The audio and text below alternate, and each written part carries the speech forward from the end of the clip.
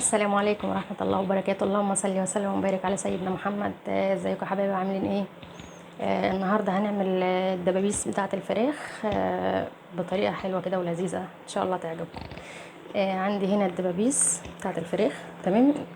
بصوا هي كده، شكلها كده شايفين؟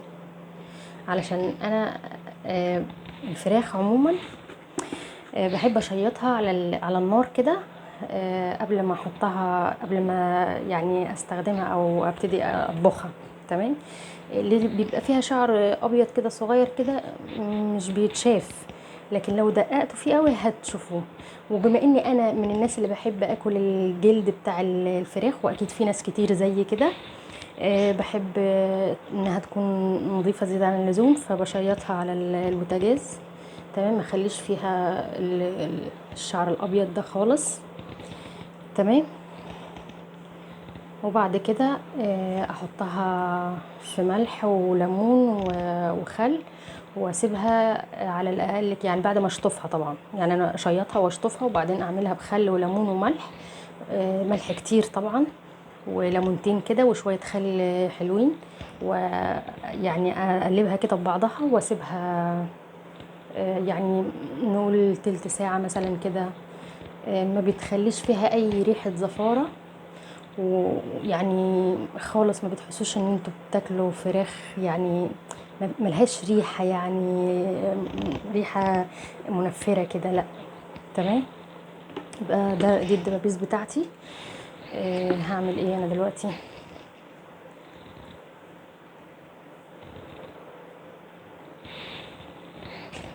هاخد كل واحدة كده، اعمل فيها فتحة كده من هنا وفتحة كده، اوريها لكم تاني علشان الكاميرا بعيدة شوية.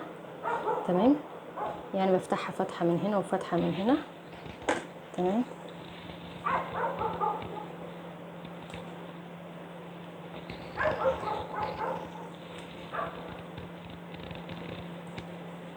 انا طبعا اسفة على الاصوات اللي ظاهرة في الفيديو دي.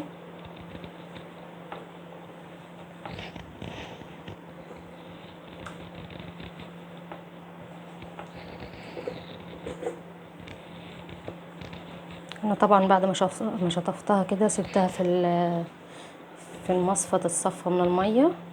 تمام. عندي كده في طاسة غويطة كده على النار، حطيت فيها السمنة، وهنزل فيها بصلتين شرايح وقرن فلفل.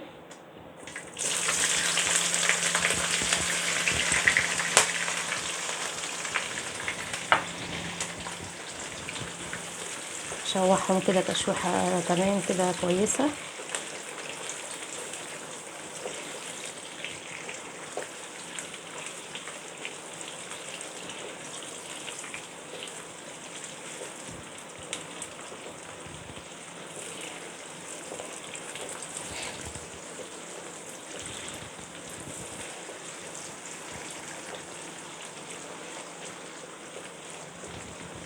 انا طبعا مش هستنى عليها لما تدبل،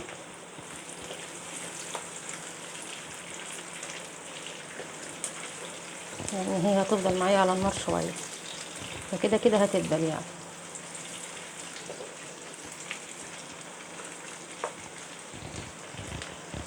هنزل هنا بالدبابيس واحده واحده. بسم الله.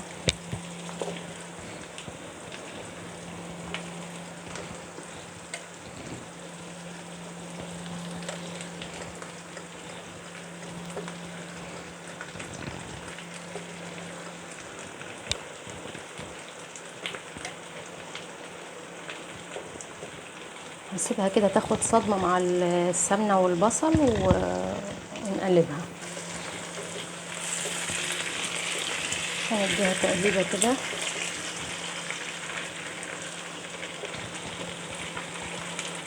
يعني انا عايزه البصل اللي تحت كمان يطلع فوق كده. ايوه.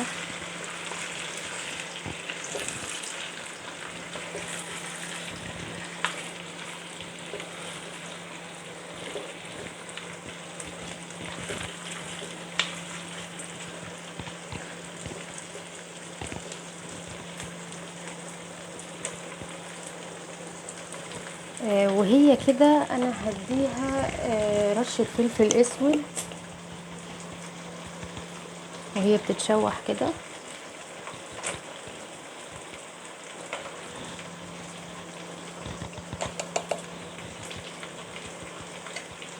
تمام. شوية من السبع بهارات.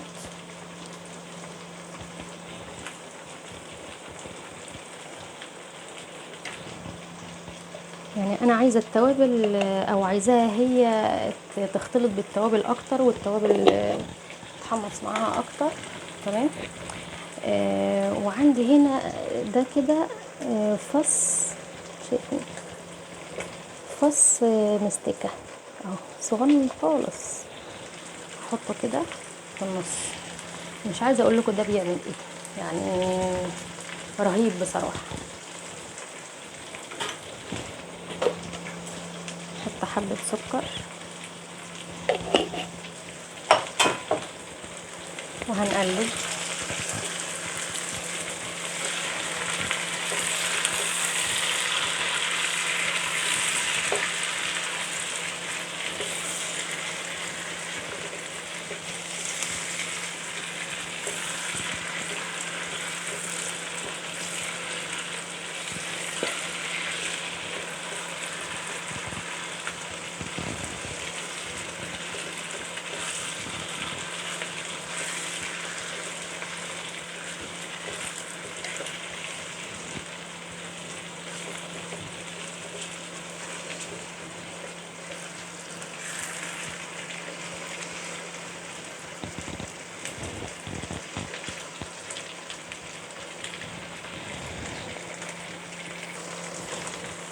كده هي انا سبتها لما اخدت لون معايا كده، شايفين؟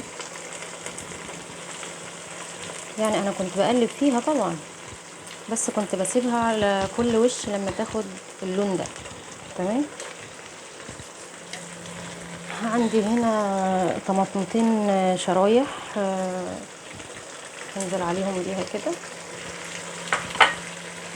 وكان عندي حبة فلفل الوان. تمام.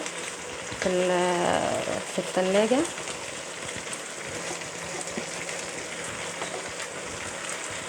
مع حبة زيتون كده بسيطة، اختياري طبعا، لو اللي مش عايز يعني عادي مفيش مشكلة. شايفين؟ بص اللون.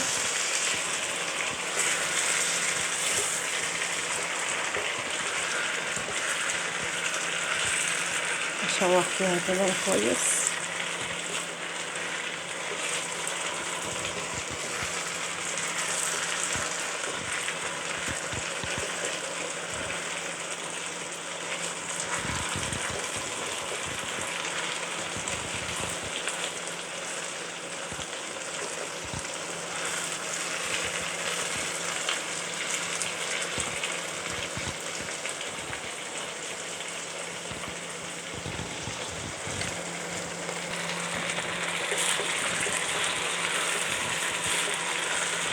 كفايه بقى كده عليهم في الطاسه.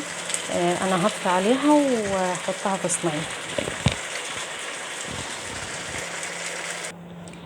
هنا انا رصيتهم في الصينيه كده. تمام. الخلطه من تحت وهما من فوق كده. انا هنا بقى مجهزه معايا تتبيله كده للدبابيس للوش يعني من فوق. دي معلقتين كاتشب، معلقتين صلصه، ومعلقتين عصير طماطم. تمام. وعليهم فلفل اسود وبهارات وبس. تمام. هنحطه كده على الوش.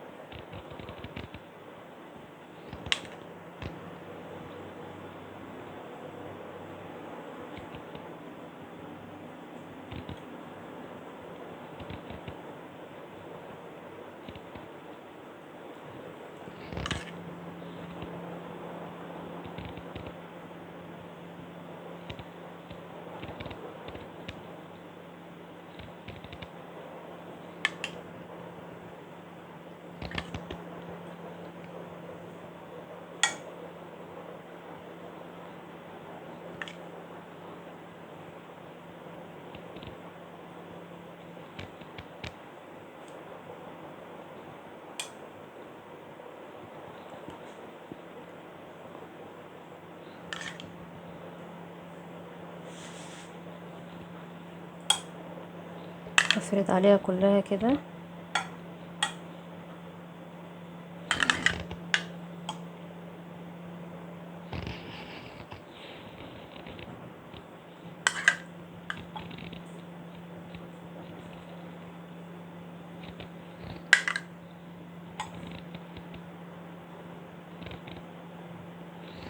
هنا اللي بيتبقى بقى بفرده في الصينية على الخلطة.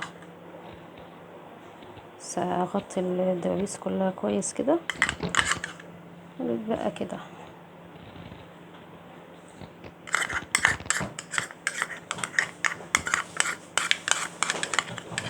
يعني ما تقلقوش، مفيش حاجة هتترمي.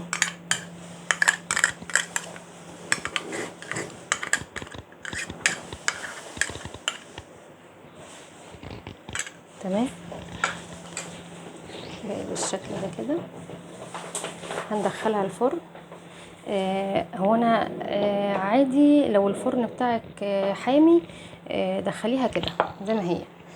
لو الفرن مش حامي هتحطي تغطيها بورق فويل، وبعد ما تطيب طبعا هتحوشي الورقة من على الوش، وتسيبيها كده. لو في شواية هتفتحيها علشان تنشف الوش شوية او تحمر الوش شوية. تمام، هنشوفها ونرجع مع بعض. ودي الصينية بتاعتنا بعد ما طلعت من الفرن.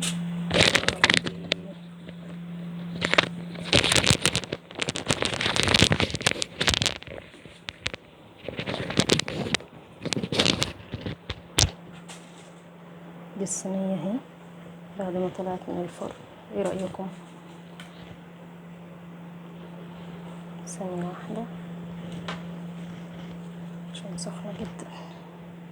شايفين؟ مش عايزة اقول لكم ريحتها حكاية بصراحة. ريحتها تحفة من وهي في الفرن. انا كنت مغطياها بالفويل. تمام. لما طابت حشت الفويل كده وشفتها بالشوكة، عرفت انها طابت. تمام. فحطيتها حشت الفويل بقى وسبتها كده تحت الشواية علشان الوش بتاعها ينشف شوية. تمام.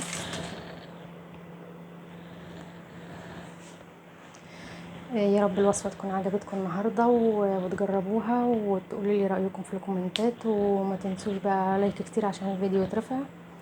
واشوفكم في فيديو جديد. السلام عليكم.